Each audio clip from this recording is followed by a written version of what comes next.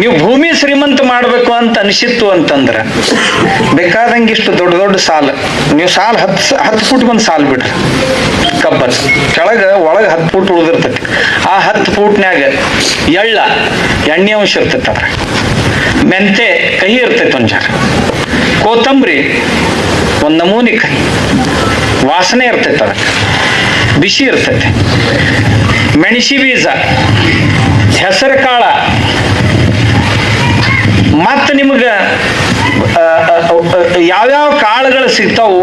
ಸಣ್ಣ ಕಾಳಿದ್ದು ಅಂತಂದ್ರೆ ಕಡಿಮೆ ಸಂಖ್ಯೆ ಒಳಗ, ದೊಡ್ಡ ಕಾಳಿದ್ರೆ ಹೆಚ್ಚು ಸಂಖ್ಯೆ ಒಳಗೆ ಎಲ್ಲ ಸೇರಿಸ್ಬೇಕು. ಸೇರಿಸಿ ಬಿತ್ತಿ ಬಿಡ್ಬೇಕು. ಬಿತ್ತಿ ಹೂವಿಗೆ ಬಂತು ಅಂದ್ರೆ ಕತ್ತರಿಸಿ ಭೂಮಿಯಾಗ ಹಾಕಿ ಬಿಡ್ಬೇಕು. ಅಲ್ಲೇ 1 ಫೂಟ್ ಮಲ್ಚಿಂಗ್ ಹಾಕಿದೀವಿ ಅಂತಂದ್ರೆ 1 ಪಾಯಿಂಟ್ ಸಾಯಿಲ್ ಕಾರ್ಬನ್ ಹೆಚ್ಚಾಕತ್ತೆ. ಯಾವಾಗ್ಲೂ ಮಣ್ಣಿಗೆ 1 ಫೂಟ್ ಎತ್ತರ ಎಷ್ಟದಪ್ಪ, ನೀವು ಬರೀ ಈ ಸ್ವಾಗಿನ ಹಾಕ್ರಿ ನೀವು. ಇಲ್ರಿ ಇಲಿ ಬಾಳ್ ಓಡಾಡ್ತಾವು ಅಂತ. ಅವು ಇಲಿ ಅಲ್ಯಾಕ್ ಬರ್ತಾವು? ಹಸಿ ಇದ್ರೆ ಇಲಿ ಬರಂಗಿಲ್ಲ. ಕೆಳಗೆ ನೆಲ ಒಣಗಿತ್ತಂದ್ರೆ ಇಲಿ ಬರ್ತಾವ. ಇಲ್ರಿ ಗೆದ್ಲ ಹತ್ತೈತಿ, ಅದು ಬಾಳ ಹಾಕಿದ್ರೆ ಗೆದ್ಲ ಅಲ್ಯಾಕ್ ಬರ್ತಾವ? ಗೆದ್ಲ ಎಲ್ಲಿ ಒಣಗಿರ್ತೈತಲ್ಲ, ಒಣಗಿದ್ದನ್ ತಿಂತೈತಿ ಅದು. ಗೆದ್ಲ ಹಸಿದನ್ನ ಎಂದೂ ತಿನ್ನಂಗಿಲ್ಲ. ಬೆಕ್ಕಾದ ಗಿಡದಾಗ ನೋಡ್ರಿ ನೀವು, ಗಿಡಕ್ಕೆ ಗೆದ್ಲ ಹತ್ತಿರ್ತೈತಿ, ಅದ್ರ ಒಣಗಿದ ಪಾರ್ಟ್ ಏನಿರ್ತೈತಿ ಅಷ್ಟ ತಿಂತೈತಿ. ಅದ್ರೊಳಗಿನ ಹಸಿ ಭಾಗ ಕೊಟ್ಟ ಬಾಯಿ ಹಚ್ಚಂಗಿಲ್ಲ.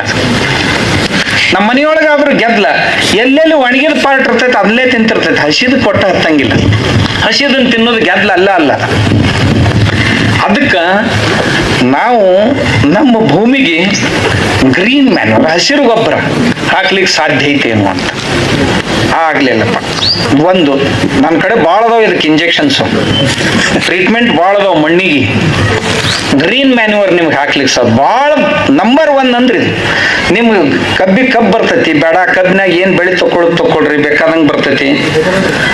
ಇದಕ್ಕಿಂತಲೂ ಬೆಸ್ಟ್ ಪದ್ಧತಿ ಹೇಳ್ತೀನಿ ನಿಮ್ಗೆ. ಇದಕ್ಕಿಂತ ಚಲೋ ಇತ್ತು ಅಂತಂದ್ರ, ಈಗೇನ ಸಾಲು ಬಿಟ್ಟಿರ್ತೀರಲ್ಲ ನೀವು, ಬೋದ್ ಬಿಟ್ಟಿರ್ತೀರಿ, ಒಂದು ಬೋದ್ನ್ಯಾಗ ಶಿಸ್ತ್ನಾಗ ಗೊಬ್ಬರ ಹಾಕ್ರಿ. 2 ಗೊಬ್ಬರ ಹಾಕೋದಂದ್ರೆ ಒಂದೇ ಸಾಲಿಗೆ ಹಾಕೋದು, ಇಡೀ ಹೊಲಕ್ಕೆ ಹಾಕಕ್ ಹೋಗ್ಬೇಡ್ರಿ. ಅದು ಒಂದೇ ಸಾಲಿಗೆ ಸಾಲು ತುಂಬಟ್ಟು ಗೊಬ್ಬರ ಹಾಕ್ರಿ. ಗೊಬ್ಬರ ಹಾಕಿ 2 ಕಡೆ ಮಣ್ಣು ಏರಿಸ್ರಿ. ಏರಿಸಿ ಬೇಕಂದ್ರೆ ಮ್ಯಾಲೆ ಮಲ್ಚಿಂಗ್ ಮಾಡಿಬಿಡ್ರಿ, ಒಳಗೆ ಡ್ರಿಪ್ ಲೈನ್ ಹಾಕ್ರಿ. ಹಾಕಿ ನೀವೇನ ಇದನ್ನ ನಾ ಹೇಳೋದು ಸುಮಾರು ಡಿಸೆಂಬರ್ ಸುಮಾರಿಗೆ, ಈ ತಿಂಗಳದಾಗ, ಈಗ ಹೋತಲ್ ನಿನ್ನೆ. ಈಗ ಇಷ್ಟು ಮಾಡಿ ಮಲ್ಚಿಂಗ್ ಹಚ್ಚಿ ಅದ್ರೊಳಗೆ ನಿಮ್ಗೆ ಏನೇ ತರಕಾರಿ ತಗೋಬೇಕನ್ಸಿತ್ತು ಅಂದ್ರ, ಯಾಕಂದ್ರೆ ಕಸದ ಖರ್ಚು ಕಡಿಮೆ ಬರ್ಬೇಕಂತ ನಾ ಮಲ್ಚಿಂಗ್ ಹೇಳಕತ್ತೀನಿ ನಿಮ್ಗೆ. ಪೇಪರ್ ಮಲ್ಚಿಂಗ್ ಮಾಡಿ ನೀವು ಏನೇ ಹಾಕ್ರಿ, ತೆಗೆದು ಅದ್ರೊಳಗೆ ಹಚ್ಚ್ರಿ. ಆ ಬೆಳೆ ಇಷ್ಟು ಫಸ್ಟ್ ಕ್ಲಾಸ್ ಬರ್ತೈತಿ. ನಿಮ್ಗೆ ಒಂದ್ ಜರ ಶಕ್ಕಿತ್ತು, ಇನ್ನೊಂದ್ ಜರ ರೊಕ್ಕ ಹೆಚ್ಚಿದ್ದು ಅಂತಂದ್ರ ಬೇವಿನ ಹಿಂಡಿ ಅದ್ರೊಳಗೆ ಒಂದ್ ಜರ ಸೇರಿಸಿ ಹಾಕಿಬಿಟ್ರಿ. ಗೊಬ್ಬರದಾಗ ಮಲ್ಚಿಂಗ್ ಹಾಕ್ರಿ. ಹಾಕಿ ನಿಮ್ಗೆ ಏನ್ ಬಳ್ಳಿ ವರ್ಗ ತಕೋಬೇಕು ಅನ್ನಿಸ್ತಂತ್ರ, ಹಿಪ್ರಿ, ತಿಪ್ರಿ, ಹಾಗಲ, ನಾ ಎಲ್ಲ ಮರ್ತೀನಿ ಈ ಕಡೆ ಇವೆಲ್ಲ. ಈಗ ಅವಕ್ಕೆ ಏನೇನು ಅಂತಾರ ಅಂತ ಐತಲ್ಲ, ಅವೆಲ್ಲ ನನ್ಗೆ ನೆನಪಾಗುದಿಲ್ಲ. ಒಂದು 30-35 ವರ್ಷ ಆತ್ ನಾ ಕಡೆ ಮಹಾರಾಷ್ಟ್ರದಾಗಿದ್ದು. ಯಾವ್ಯಾವ ಬಳ್ಳಿ ವರ್ಗ ಅಂತ ಅದಾವಲ್ಲ ಅವೆಲ್ಲ ನಿಮ್ಗೆ ಬೇಕಂದ್ರೆ ಅವನ್ನ ಹಚ್ಚ್ರಿ. ಮೆಣಸಿ ಗಿಡ ಹಚ್ಚ್ರಿ, ಟೊಮೆಟೊ ಹಚ್ಚ್ರಿ, ಬದ್ನಿ ಗಿಡ ಹಚ್ಚ್ರಿ. ಯಾವ ಬೇಕಾದ ತರಕಾರಿ ಹಾಕ್ರಿ. ಯಾವ ತರಕಾರಿನೂ ಕುತ್ತಿಗೆ ಮಟ್ಟದ ಕೆಳಗೆ ಉಳಿಯಂಗಿಲ್ಲ. ಕುತ್ತಿಗೆ ಮಟ್ಟದ ಮ್ಯಾಗ ಬಂದ್ರೆ ನನ್ನ ಹತ್ರ ಬರ್ರಿ ಕೇಳಕ್. ಅದಕ್ಕಿಂತ ಕೆಳಗೆ ಉಳಿದು ಅಂದ್ರೆ ನನ್ನ ಹತ್ರ ಬರ್ರಿ, ಮ್ಯಾಗ ಹೋದ್ರೆ ನೀವು ಬರಕ್ ಹೋಗ್ಬೇಡ್ರಿ. ಇಸ್ರಾಯೇಲ್ದು ಬೆಳೆಗಳಂತ ಏನ್ ನೋಡ್ತೀವಲ್ಲ ಅವು ನಿಮ್ಮ ಹೊಲ್ದಾಗ ಕಾಣಿಸ್ತಾವ. ಹಿಂಗ್ ಮಾಡಿದ್ರೆ ಅಂತ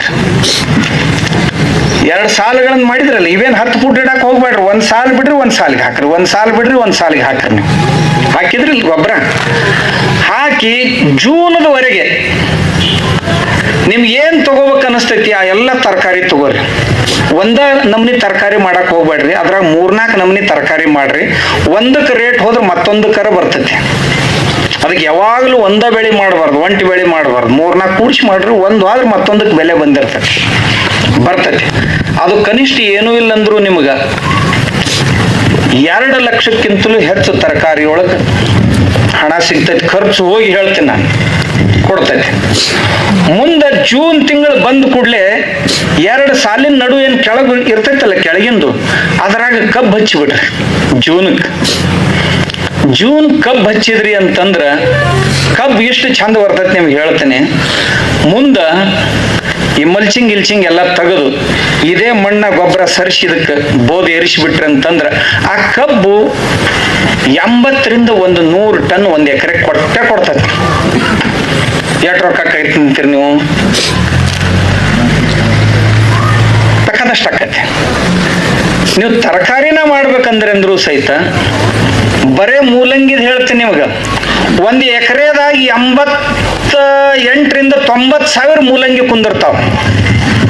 ಒಂದ್ ಎಕರೆದಾಗ ಒಂದ್ ಬೋದಿನ ಮ್ಯಾಗ 3 ಸಾಲ, ಒಂದ್ ಮ್ಯಾಲಿ 2 ಸೈಡ್ಕ, ಒಂದ್ ಎಕರೆಗೆ 90 ಸಾವಿರ ಮೂಲಂಗಿ ಕುಂದಿರ್ತಾವ. ಒಂದ್ 10 ಸಾವಿರ ಹುಸಿ ಹೋಗ್ಯಾವಂತ ಬಿಟ್ರು 80 ಸಾವಿರ ಮೂಲಂಗಿ ಕುಂದಿರ್ತಾವ. ಒಂದು ಮೂಲಂಗಿ ಬಜಾರ್ದೊಳಗೆ 5 ರೂಪಾಯಿ ಕನಿಷ್ಠ ಮಾರಾಟ ಆಕತಿ, ನೀವು 3 ರೂಪಾಯಿಕ ಮಾರಾಟ ಆಗೈತಿ ಅಂತ ತಿಳ್ಕೊರಿ. ರೈತರದು 8 3 24 2,40,000 ಮೂಲಂಗಿ ಎಷ್ಟು ದಿವ್ಸಕ್ಕೆ ಬರ್ತೈತಿ? ನೀವು ಭಾಳ ಮಂದಿ ರೈತರ ಮಕ್ಳು ಅದಿರಿ ಇಲ್ಲಿ, ನಾವು ಮಾಡಿಲ್ಲ ಅಲ್ರಿ ಅವನ್ನ. ಯಾಕಂದ್ರೆ ನೀವು ಪಕ್ಕ ರೈತರ ಮಕ್ಳು ಅಲ್ಲಲ್ಲ, ಎಲ್ಲ ಕಚ್ಚಾ ಮಂದಿನೇ ಬಾಳೆ ಆಗೈತಿ ಇಲ್ಲಿ.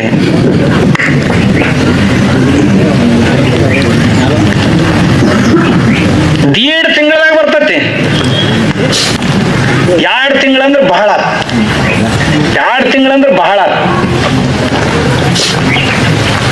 ನಾನು ಒಂದ್ ಎಕರೆದಾಗ ವರ್ಷಕ್ಕೆ 100 ಬೆಳೆ ಬೆಳಿತೀನಿ. ಒಂದೇ ಎಕರೆದಾಗ ಒಂದ್ ಮನಿ ಐತಿ, ಅಲ್ಲಿ ಒಂದ್ ಸಣ್ಣ ಕೊಟ್ಟಿಗೆ ಐತಿ ಆಕಳದ್ದು, ಗೊಬ್ಬರ ಗ್ಯಾಸ್ ಒಂದೈತಿ, ಅದರಿಂದ ಹೊರಗೆ ಬರೋ ಸ್ಲರಿನ ಅದು ಗೊಬ್ಬರ. ಆಮ್ಯಾಗ ಎಲ್ಲ ಪ್ರಕಾರದ ತರಕಾರಿ ಅದಾವ, ದೊಡ್ಡ ಕಾಳು, ಸಣ್ಣ ಕಾಳು, ಎಣ್ಣೆ ಕಾಳು, ಕ್ಯಾಶ್ ಕ್ರಾಪು ಎಲ್ಲ ಮಾಡಿ ಪ್ರತಿ ದಿವಸ ಮನೆಯವರು ಉಂಡು ಉಟ್ಟು ದಿನ 500 ರೂಪಾಯಿ ಕನಿಷ್ಠ ಬರ್ಬೇಕು. 300 ರಿಂದ 500 ರೂಪಾಯಿ ಬರ್ತದೆ. ಆಮ್ಯಾಗ ಒಂದು 30-40 ಟನ್ ಕಬ್ಬು ಬರ್ತೈತೆ ಒಂದು 10 ಕುಂಟೆದಾಗ. ಎಲ್ಲ ಕೂಡಿ ಎಲ್ಲ ಖರ್ಚು ಹೋಗಿ ಮನೆಯವರೆಲ್ಲ ಉಂಡು ಉಟ್ಟು 2 ಲಕ್ಷದ ಮ್ಯಾಗ ರೊಕ್ಕ ಕ್ಯಾಶ್ ಕೈಯಾಗ ಉಳಿತೈತಿ. ಆಮ್ಯಾಗ ಬದುವಿನ್ಯಾಗ ಶ್ರೀಗಂಧದ ಗಿಡಗಳನ್ನ ಹಾಕಿವಿ. 1 ಎಕರೆದ ಬದುವಿನ್ಯಾಗ ಏನೂ ಇಲ್ಲ ಅಂದ್ರೂ 100 ಗಿಡ ಕುಂದಿರ್ತಾವ. ಅವು 15 ವರ್ಷದ ನಂತರ ಆ ಗಿಡಗಳು ಏನೂ ಇಲ್ಲ ಅಂದ್ರೂ 1 ಕೋಟಿ ರೂಪಾಯಿ ಕೊಡ್ತಾವ. 15 ವರ್ಷಕ್ಕೆ 1 ಕೋಟಿ ಫಿಕ್ಸ್ ಡಿಪಾಸಿಟ್ ಇದ್ದಂಗ.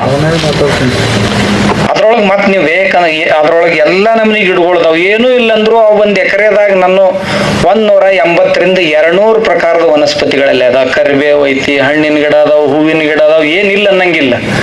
ಅತ್ಯಂತ ಸಮೃದ್ಧವಾಗಿ ಜೀವನ ಸಾಗಿಸ್ಬಹುದು. ಯಾಕಂತಂದ್ರ ನಾನು ಇಂಥದ ಗುಡ್ಡಿತ್ತು, ನಿಮ್ದು ಐತಲ್ಲಿ ಇಲ್ಲಿ ಇಂಥದ ಗುಡ್ಡಿತ್ತು, ಅದನ್ನ ಬುಲ್ಡೋಜರ್ ಹಚ್ಚಿ ನೆಟ್ಟಗ್ ಮಾಡಿ ಒಂದ್ ಜರ ಬ್ಯಾರೆ ಕಡೆಯಿಂದ ಮಣ್ಣು ತಗೊಂಡು ಹೋದ್ ಹಾಕಿ ಅದನ್ನ ಹೊಲ ಮಾಡಿದ್ದೆ. ಆ ಹೊಲದಾಗ ಈಗ ಗಾದಿ ಮ್ಯಾಗ ಅಡ್ಡಾಡ್ದಂಗ ಆಕತಿ. ನಮ್ಮ ಹೊಲದಾಗ ಸಾಯಿಲ್ ಕಾರ್ಬನ್ ಈಗ 2 ರಿಂದ 3% ಐತಿ. ಏನ್ ಮಾಡ್ದೆ? ಏನೂ ಇಲ್ಲ. ಆಗ್ಲೇ ಹೇಳಿದ್ ನಿಮ್ಗೆ 2 ಗೊಬ್ಬರ ಹಾಕೋದು. 3ನೇದ್ ಹೇಳ್ತೀನಿ, ಸಾಯಿಲ್ ಕಾರ್ಬನ್ ಹೆಚ್ಚು ಮಾಡ್ಬೇಕಾದ್ರೆ ಜೀವಾಮೃತ ಆಗಿರ್ಲಿ ಅಥವಾ ಗೋಕೃಪಾಮೃತ ಆಗಿರ್ಲಿ.